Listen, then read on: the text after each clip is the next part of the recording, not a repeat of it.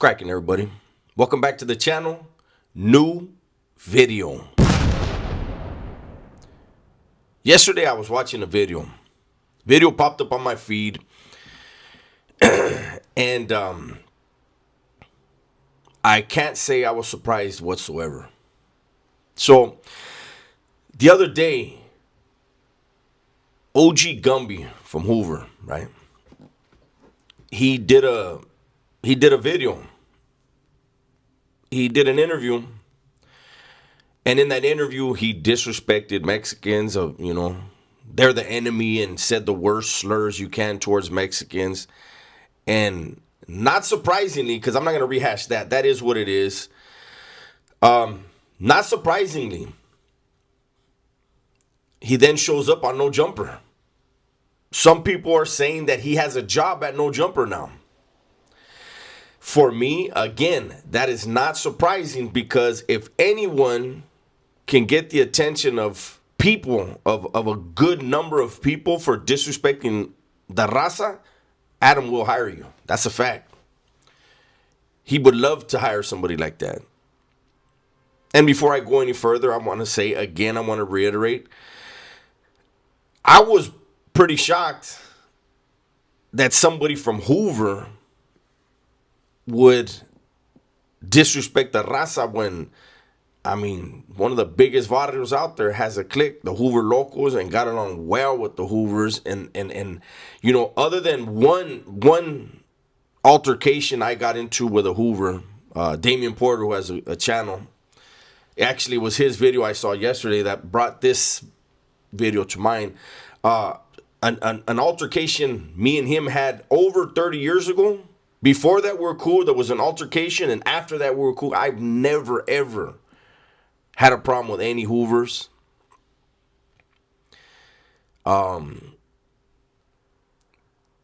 This is just like, it's, go check out the Damian Porter video where he says Whack called in, Whack 100 called in, right? That's the video that sparked this video. So, getting back to Gumby's doing a podcast with Adam, and then Whack calls in. Whack talked to Damian Porter and told him that it was spur of the moment. I don't believe it. I don't believe it. But Whack calls in, asks Adam, is Gumby there with you? Adam's like, yeah, we're doing a podcast. And then he says, well, I got some Hoovers on the phone that want to, get, they had words for Gumby, and the video goes on, and it is what it is. It's not for me to say what should have happened, but whatever happened. You guys can go see that video. But Damian Porter said something that reminded me of something. And he said, the internet. Basically, he was talking about people want to be famous now. People are talking gang politics, hood politics. And the feds have made it abundantly clear that they're paying attention to No Jumper. They're not just paying attention to No Jumper. They're paying attention to every single channel that's talking violence, criminality, and issuing threats. And they're building cases based on that, right? But when Chinaman, when Damian Porter, when he said about people becoming famous and cases, it took me back. That's what this video is really about. I had to preface this video with all that other stuff, but here's something to really think about. Back in the days, I remember when cell phones first started coming in to the system, right? And I grabbed one. I told the story about it a couple times. You know that when back then, your cell phone was for business. Cell phone wasn't, nobody was going to put themselves on social media. Nobody was going to front off their cell, their tier, their pod, their section, whatever you want to call it, their building, their yard. Because it was going to be very, very serious if you did something like that. Not only for you, like for you losing your cell phone, but you could cause another faction, another group to lose their stuff. And if that happens, there was going to be repercussions. Everybody knew that. Don't front nothing off. If you're going to get one of them things, it's for business and business only, right? And there weren't a lot of them. There was enough, but there weren't a lot of them, right? And then the cops started putting jammers in the prisons, right? To try to make it hard for you to make phone calls out. And then people figured out what to do with it, which phones to get, right? And then the cops, I don't know if you guys don't know, for those of you that don't know, the ISU, Investigative Services Unit, that a lot of people call the IGI, they're not IGI, they're ISU, right? The squad. What they did, they have a canine assigned to them. And there'll be an officer in the ISU that's in charge of the canine, right?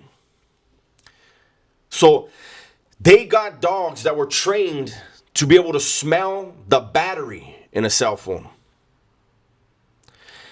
And that dude would come in, boom, and he'd hit a building and he'd walk the tier. If that dog sat down in front of a cell, there's a cell phone in there. There's something in there, and cops are coming in. The cops were very strict on him. You know, if you were going to be on that thing, your sally's going to be posted on the door while you handle your business. You're going to post up on the door when your sally's handling his business on that thing, and then you put it away, right? Now, before I get to the now, let me just say this. After the hunger strikes, right? After the hunger strikes, when the CDC made the determination, because the courts forced their hand, they made the determination that they had to let everybody out. I remember having a conversation with a few of the fellas that I kicked it with, right? And I told them exactly what I believed was going to happen and what I believed has happened. Okay? I said, check this out. These cops ain't dumb, man. They can't stop these dudes from coming out. All the legends from all the different factions. They can't stop them from coming out. So, what is the easiest way to try to break them and disrupt them? Cell phones. It's not the old days, right? All you need is a phone number to tap a phone. That's it. However, it was my belief then that they were going to assign specific cops to act like they were dirty, and those cops would flood the yard with cell phones. And every one of those phones was going to be tapped. Again, all they need is the phone number. Since they let everybody out, the yards are flooded with phones. They are not going after cell phones the way they used to go after them. You literally have dudes that are incarcerated in the CDC who have channels. And they're making good money, legitimate money. And the CDC's letting it all happen. Why would they let it happen? Because this dude or that dude over there, these few channels, they're giving a glimpse into a lifestyle that the feds are recording and they're going to use against people, right? But more importantly, Why go after those 3-4 channels and expose what they're really doing with the people that they're really targeting?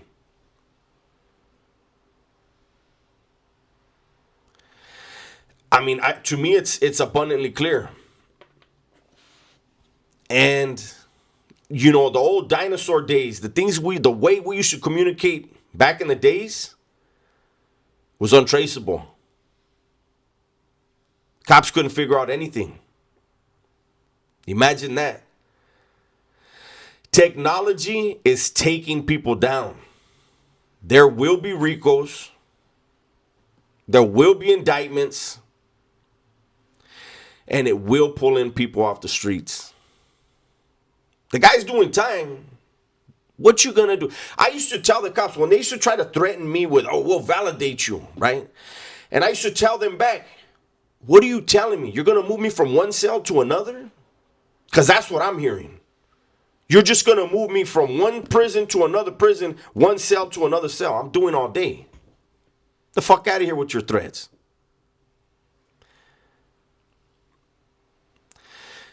And, you know, so when I heard what Damian Porter said about the fame, I thought of the channels that are live and direct from a CDC cell. And I wanted to just point that out. Remind people, the feds are watching every one of these channels. There's local law enforcement that are watching every one of these channels. Cases are being built. And it's all for clout, man. People are going to go to jail. People that are already in prison. For them, stuff gets interrupted. But it always goes back to business as usual. I personally, I know if I was in the joint and I needed to communicate something serious, I would rely on the old way. May take a little bit longer, but business always got handled. Technology is going to hurt a lot of people. That's my video for today. Hopefully you guys enjoyed it. Everybody, please be safe, be smart, and tell the ones you love that you love them. I'm out of here. Your yard says a lot about your home. At Sticks and Stones Yard Service, we turn overgrown lawns into clean, polished outdoor spaces. From mowing and edging to cleanup, trimming, and tree removal, we do it right the first time. Reliable, affordable, professional. Let us handle the work so you can enjoy the results. Sticks and Stones Yard Service. Solid work every time. Call or message us today for a free estimate. Welcome to Vario Liquors, home of the coldest beer in the 209. Chilled to a perfect 32 degrees. From mix-and-go drink kits to both classic and exotic spirits, we've got something for everyone. Visit us at 1870 Countryside Drive, Turlock, California. Catch you at the Vario.